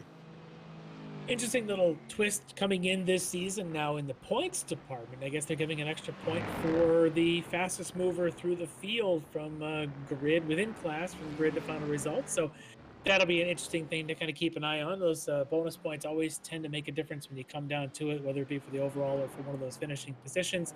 Just kind of glancing at, I see a lot of folks that have moved up 2 spots. Brennan Horan, Bobby Childs, each have gone up 2 spots, but I see Russ Ruddick has started the race in 14th, moved up to 11th. That's an overall. I don't know if that's all within class or not. That'll be for the final say to figure out from our point standings, but I just keep an eye on some of those opportunities for extra bonus points to be given out. You know, and this might not be a horrible time, Larry, and we'll mention again at the end of the night as well. We are still accepting entries. If you'd like to race with us here in the Sports Car Series, you can head over to xmsracing.com. That's xmsracing.com/SCS series. And right at the very bottom of the page is a link that you can click on. It'll take you to an entry form, and hopefully we can have you on track for round number 2 from Daytona in just a few weeks. Well, on track, looks like Hartley. He may want a rallycross series, but for now he'll deal with pavement. He may try to make this move down the inside. We talked about it. He got the run off of 7. Now he's got the inside line at the chicane. Can he do what Dam did earlier, which is take the lead and hold the lead down the front straight? Dam trying to retaliate, not able to do it. Hartley, great track position there. Great job of car position to hold that line and not give Dam any chance to retaliate and come back. Hartley now your new leader with just about 10 minutes to go. Yeah, and you know, just that subtle car positioning, Larry, as we saw that Dam had carried more speed through turns 10A and 10B.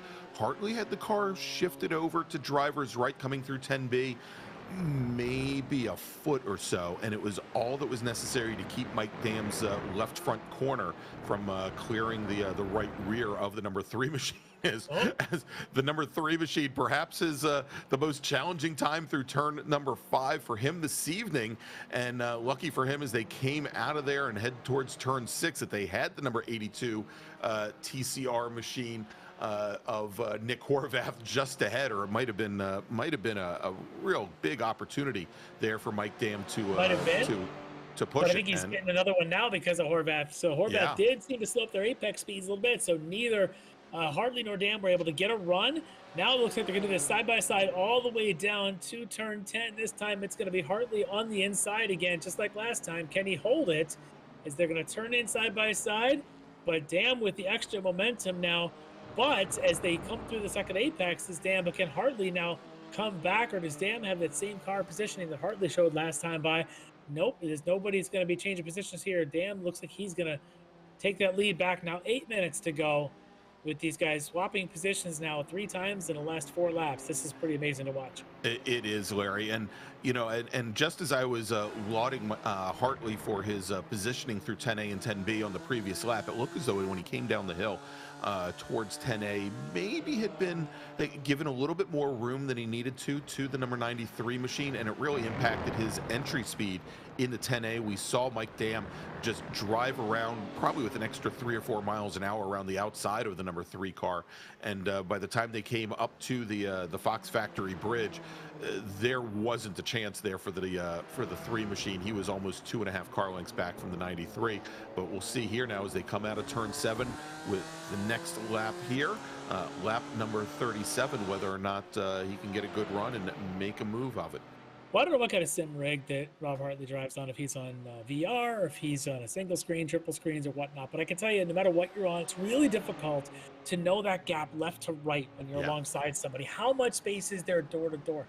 Now, when you're nose to tail, you can position yourself as you can see in your mirror exactly where that person is behind you, left to right on the track. So very easy to use that position as a defensive mechanism. But side by side, one of the hardest things to do. Yeah, am I 2 inches or 2 feet?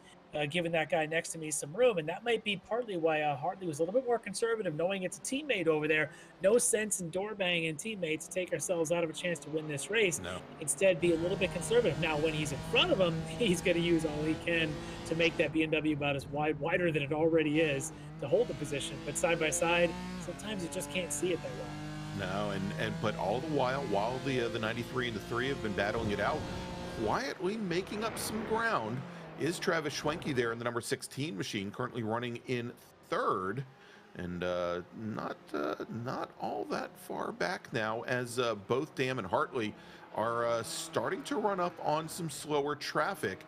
In this case, and maybe lucky for them, some slower GT4 traffic just ahead.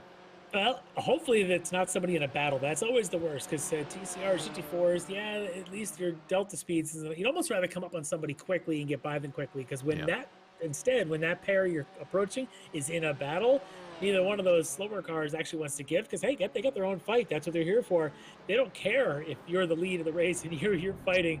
They just want to make sure they continue there. So right now, as Dam and Hartley come up on this pack in front of them, trying to see who that is. It looks like Russ Ruddock in the 95, and is that Chad Osborne right in front of him? Yeah.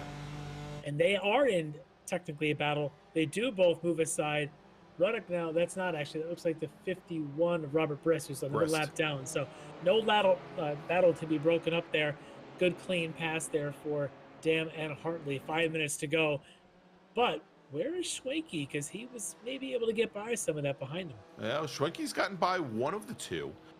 Here as we're following the number 16 down the hill. He still has to get ahead of get past that green and white car, but he's carrying so much speed here through the S's as they come up through turn 5. We'll see if he can get that done, if he's close enough. Yeah. Ruddock in front of him. Ruddock looks like he's... Yeah, well, Ruddock's moved over, but he started to, but maybe he was expecting Schwenke to be a little bit closer. Alongside. And that's kind of worst case for Schwenke. Had to slow up through 6 and through 7. That's going to lose a little bit of time, allowing these guys to start pulling away. But they're coming up on all sorts of traffic right now. This is going to be an interesting last 3 laps here.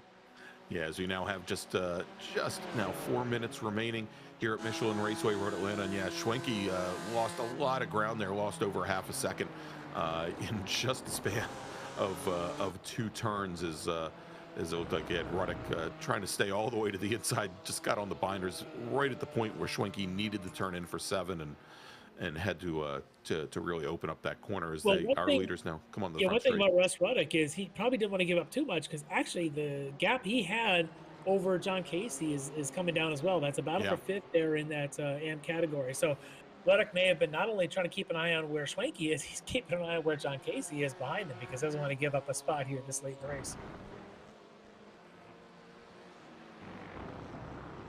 Can Hartley get a run off of 7 this time by, with what I expect to be 2 laps to go when they come onto the flagger stand next time around? I don't think this will be white flag yet. Should be 2. Hartley's running out of opportunities, so he's got to get a run off of 7 one of these last 3 times.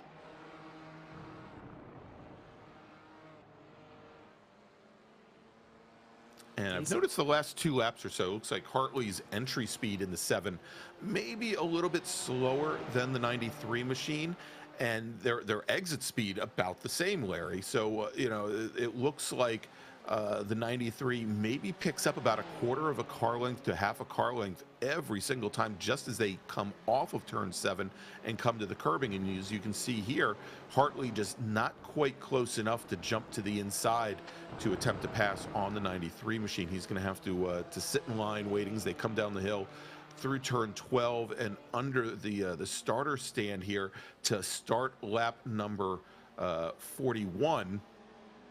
And as we said now, with just about 2 minutes and 10 seconds remaining here, Larry, not white flag. It'll be white flag next time by.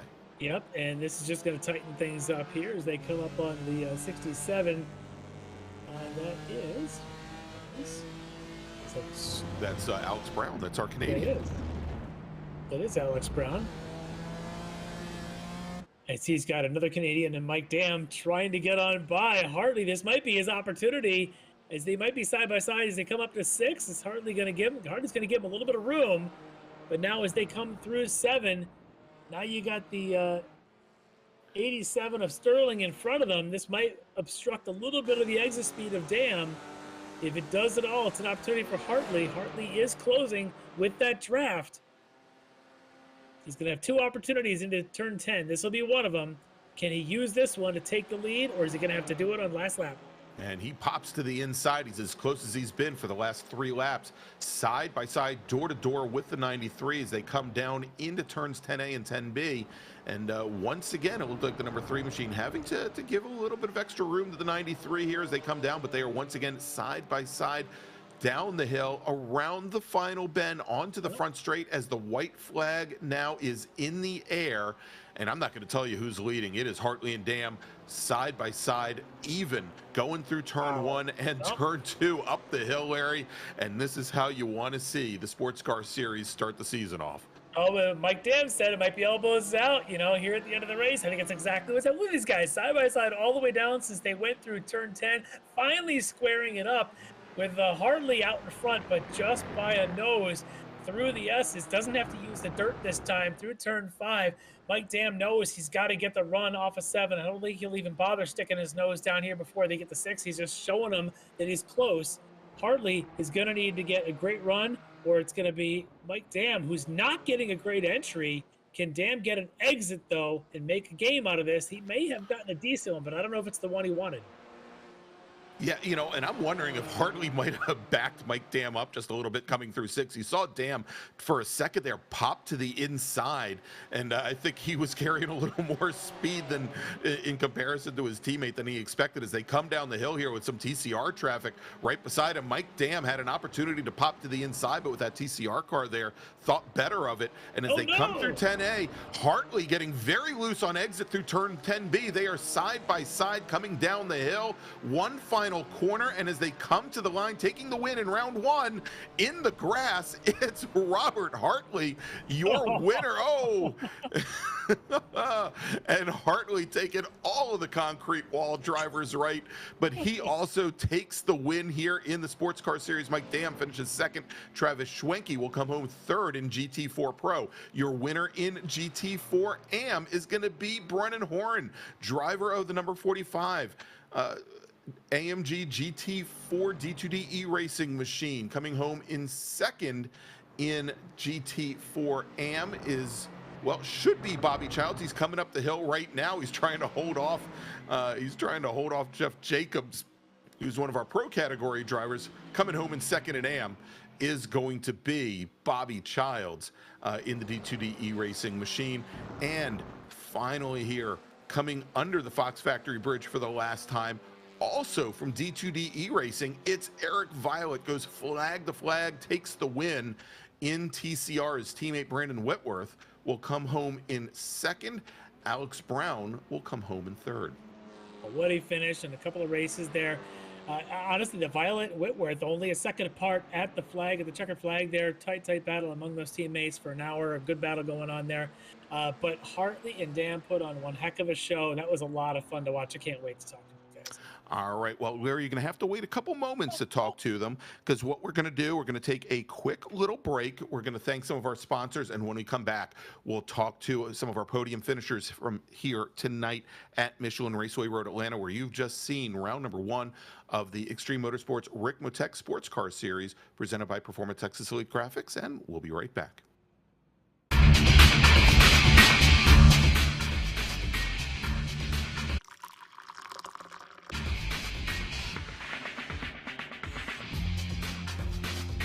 Extreme scoring to do the work for you.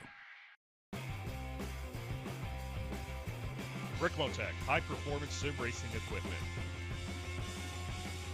Whether you're just looking to have fun, train for race day, or become a serious esports competitor, Ricmotech has you covered.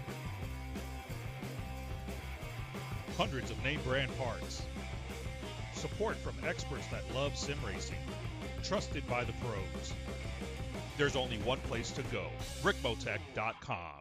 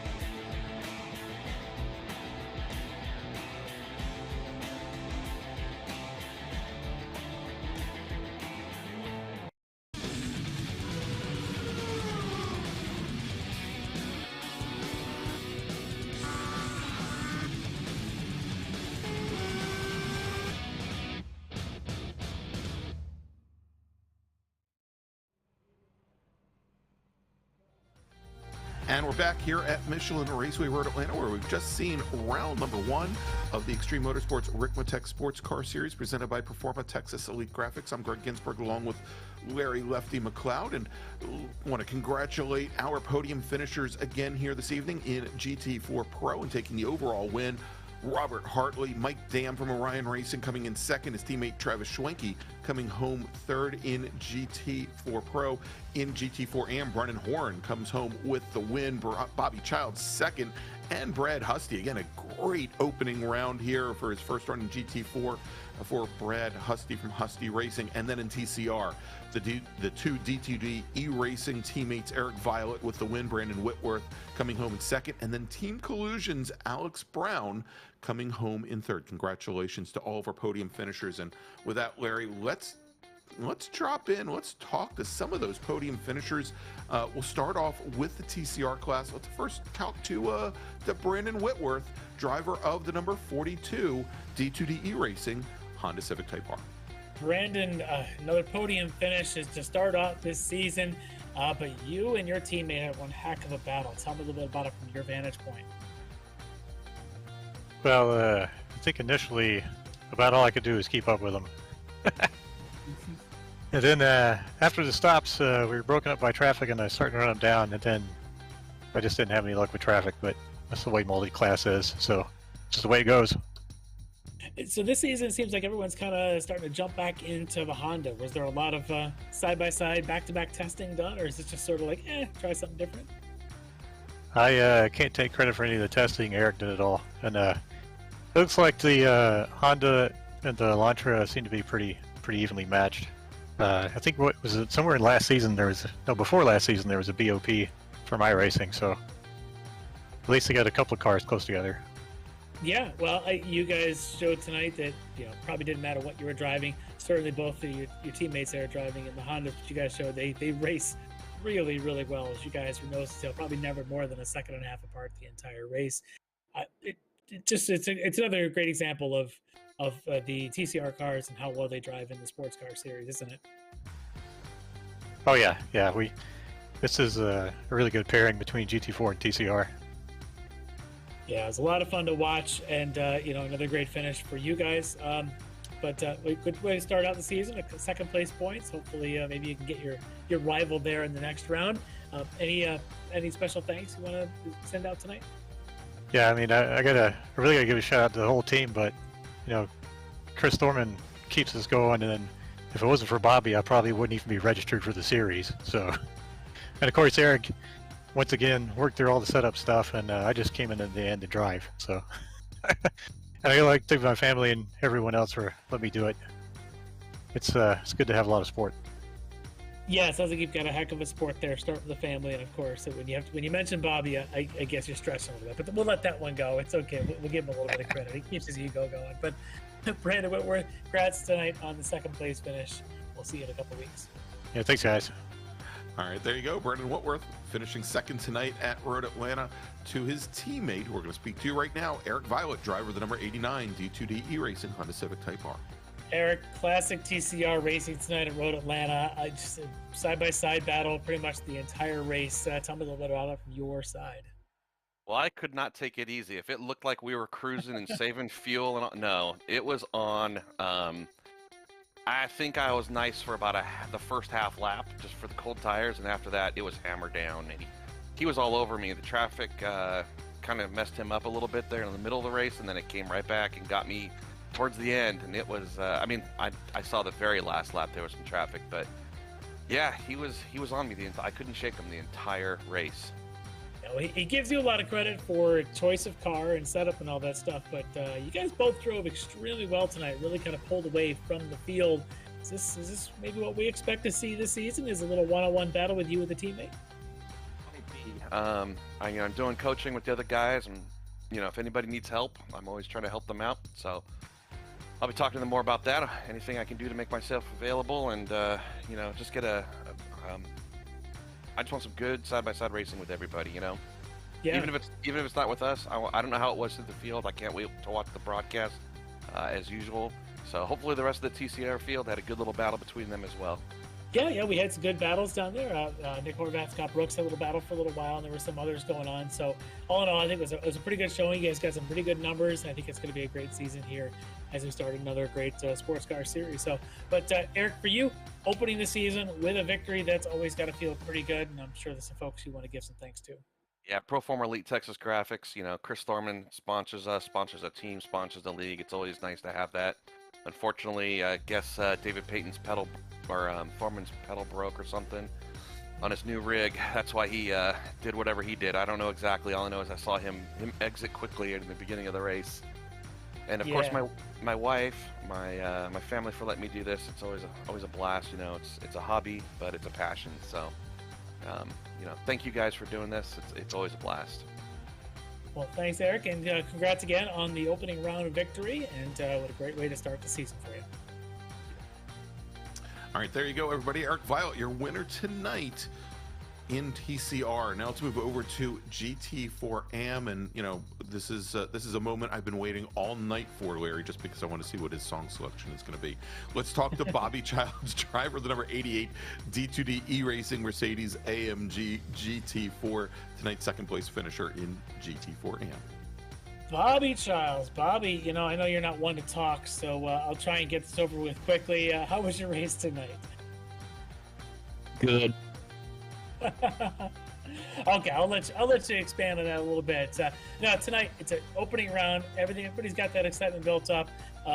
We even had a little bit of confusion here as to who was registered in AM and all that, but it looks like you and your teammate had a pretty solid tonight. Wrapping up 1-2 in the class. You guys got to feel pretty good about that. Oh yeah, man! Brennan had such great pace at on that first run. It was just unbelievable. He was right there with the Orion guys. I just couldn't match it on that first run. After I came in and accidentally took tires, that was just a mistake. I did pick my pace back up from where I had practiced, but that first run, I just couldn't push for anything. I was just having so much trouble and was so slow. But Brennan, man, he's carrying the team flag and running right up there with the fast guys. And unfortunately, we had some more intra-team issues due to a broken brake pedal Yeah, Chris had a problem off a rig he just built, and his brake pedal broke, and that messed both him and Dave up. And oh man, yeah, that looked like a tough moment there, but able to continue on. But you showed some pretty strong pace tonight. It looks like you're liking that Mercedes, maybe a little better these days. You're missing your Ferrari back at your GT3, or is the Mercedes going to hold on to you for a while? Well, if they had a GT4 Ferrari, I would be in it, trust me. But I do like this GT4 Merc. I like it better than the GT3 Merc, honestly. I love the noise it makes. It feels fast. It's a nice, sharp ride. It's not when I was in the Aston's a little looser than the Merc, and some people may like that, but I didn't like it, and the Merc just feels really stable. It's a fun car to drive. It really is. Yeah, it looked like a lot of fun. The whole racing tonight looked like a ton of fun. We'll get a chance to talk to some others who had a pretty good race. But for you, starting out the season here with a second place, got to feel pretty good. I give you a chance to say thanks, but you appear to hit a few. But go ahead and maybe a few others that you haven't gotten to yet. I got to thank my TCR teammates. They're running hard and fast as anybody could.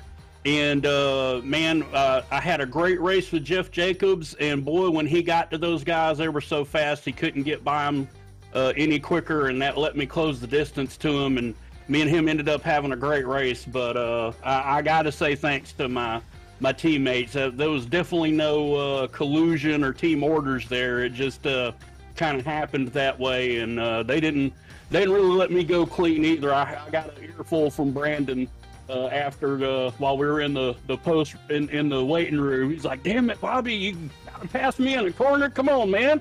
So he wasn't too happy about helping me get that position, honestly.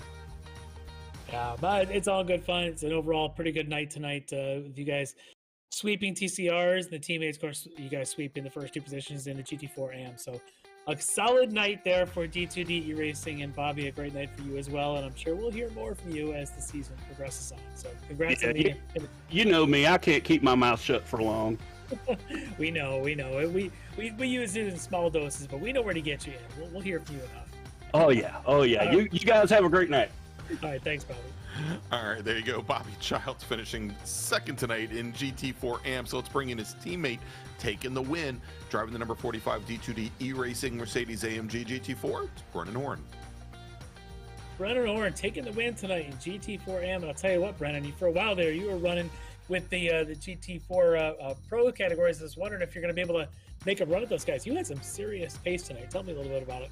Yeah, I was trying to hang on as best I could, but obviously I still have a little bit more to learn because I couldn't quite stick with them to the end of the race. But no, I was happy to be up there. I was happy to stick to their bumpers, and yeah, I don't know, pretty proud of myself because I'm usually pretty useless in these GT cars. But yeah, no, I'm happy with tonight. Yeah, definitely not useless tonight. You had all the speed running with everybody, and I think some of those folks in the GT4 Pros are going to be on the lookout for the green windshield banner Merc that'll be coming along the way. So, but a great race tonight, and really solid. You kind of pulled away from Bobby even early on, stuck along there with Travis Schwenke. At one point, running with Schwenke, were you just trying to keep the pace, stay in line with him, or are you actually maybe thinking about fighting him for position there for a little while? Part of me wanted to fight for position, but I knew that, even though we're sharing the same points, I could possibly throw away an AM class win by getting into an incident with one of them. So. A couple times I tried to stick my nose in there, but immediately after I would do that, I would almost regret it, just because of the risk that I was taking. But yeah, after I screwed up the pit stop, I wasn't too worried about trying to catch them. I was just hanging back, and I actually almost got caught by my teammate Peyton towards the end of that race there. But yeah, no, after I realized a couple things, I just thought I should hang back. Yeah, well, a great result, lots of speed. This is going to be a promising season for you here in the Sportscar Series. So congrats for that. So anybody you want to give any special shout out to? Yeah, first and foremost, I'd like to thank my team D2D eRacing and Bobby, David, and Chris for all their help, helping me practice this week. And yeah, Proforma Elite Texas Graphics, of course, BCR Designs, Ricmotech for supporting the series, you guys for the great broadcast of the series, and Extreme themselves for putting on this series. It's just one of the best think it's really one of the only leagues, if not the only league, that I, have consistently competed in, and I love it here.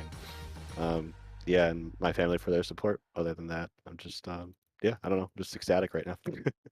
Well deserved to be ecstatic. You should be. You drove really well tonight, deserved that victory, and you should go off and do a little bit of celebration tonight. So congrats, Brennan, and we'll see you in a couple weeks. Thanks, guys. See you there. All right, there you go. Our GT4AM winner, Brennan Horn. So now let's move over to the pro category.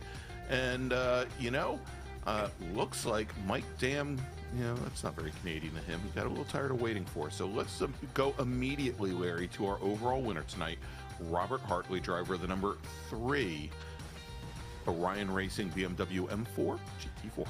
Rob Hartley, what a race, what a battle that you and your teammate Mike Dam put on tonight. You guys swapped positions about 6 times in the last 7 laps. It was incredible. But I got to ask, are you petitioning to have XMS start a dirt league? Because we saw you go off there down the S's, and even at the finish, using all the limits to come across and take that checker. Tell me a little bit about your night and your willingness to use the dirt. There was a couple of times I thought I was a goner, but was able to keep it on the track and laugh about it. But that was an awesome race. That's the most fun I've had in a car besides the Mazda in a long time. So that was a lot of fun. Yeah, it just seemed like every time you guys came down to 10, it was going to be side by side, and the lead was going to change. It was pretty impressive. But you guys have a lot of respect for each other. Not a lot of, wasn't door to door there too much. You guys leaving each other a couple of feet. Are you guys talking on comms through that, or is that all just, radio silence? It's just racing around each other forever. We kind of know to leave each other a little room, and we'll be able to run side by side just fine. But, there's a lot of respect there. Mike probably had the fastest car. He probably gave me a little bit there a few times. You guys just one heck of a battle. It was just great. And every time he came up on some lap traffic, it was going to be one more wild card thrown in.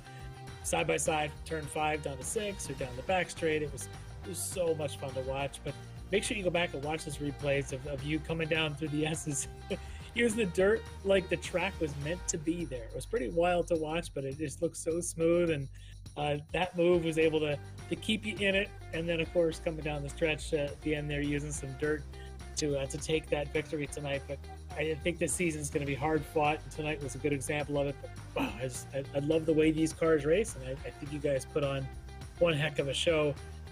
I don't know what else to say from my side, Rob, but that was a lot of fun.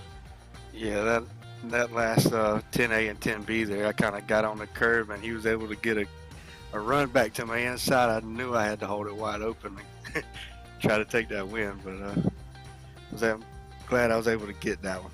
Good start to the season. Absolutely, yeah. It's always a great start, and make sure you don't take out the teammate or get yourself caught up in anything there at the end. But it turns out a great finish for yourself and for your Orion team. And I wonder if you got anybody you want to give a special thanks to tonight. Definitely a special thanks to Travis and Mike.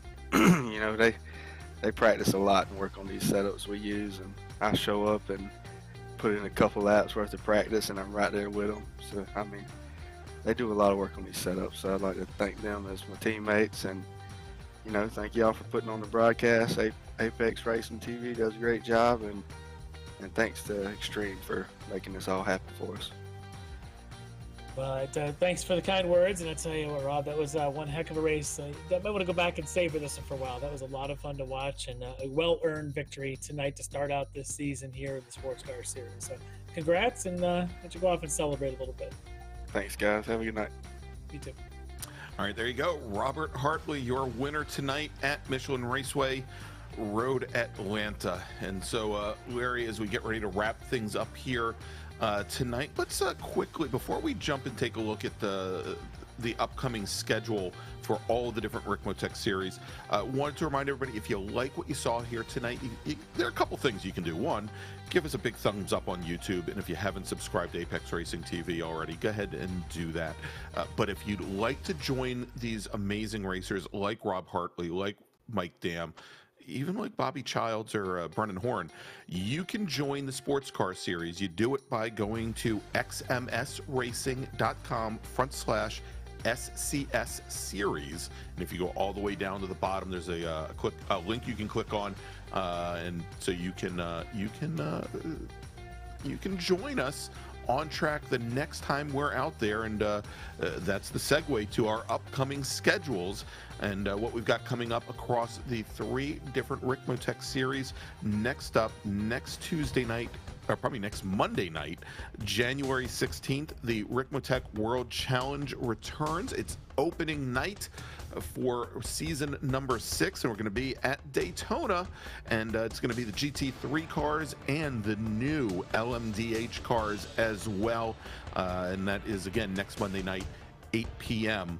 from Daytona. And then the Sportscar series, well, we're going to be at Daytona also 2 weeks later, Monday night, January 23rd, and those are of course the GT4 and TCR cars like you saw tonight. And then we've got the Classic Sprint series, which I believe is being renamed now to the Club Sport series, pardon me, and that is going to be our Mazda MX-5s and the new Toyota GR86 cars as well, and that is scheduled for May 1st, May Day.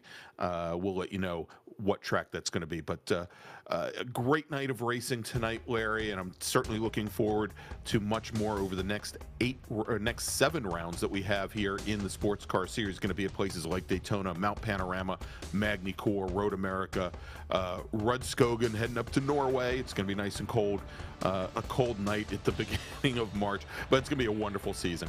And so thank you everybody for joining us. We'll see you next Monday night for the premiere of the next round of, or next series of the World Challenge from Daytona.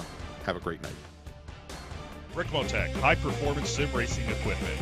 There's only one place to go, ricmotech.com.